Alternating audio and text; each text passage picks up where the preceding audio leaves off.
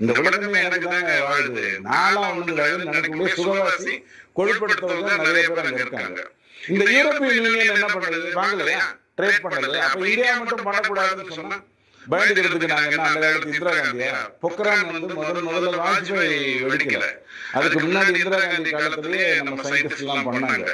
America சொன்ன உடனே நிறுத்திட்டாங்க. நிக்சன் சொன்ன உடனே வாய் மூடிட்டாங்க. வெளியில ஆனா பிள்ளை மூட்டாங்க. ஆனா இப்ப நம்ம அப்படிலாம் பண்றதுல அதுக்கு என்ன பதில் சொல்றதுன்னு சொல்லுங்க.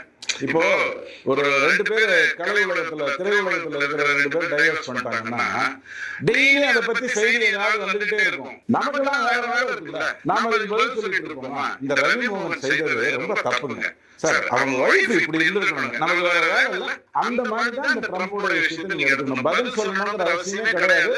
அது பேடித்தனம் இல்லை, நல்லா புரிஞ்சுக்கோங்க. நான் அதுக்குதான் ராமதாஸ் ஐயாவுடைய உதாரணத்தை உங்களுக்கு நான் சொன்னேன். அவர் பாவம் ஏதோ ஒரு நிலையில இருந்து டெய்லி ஏதோ ஒரு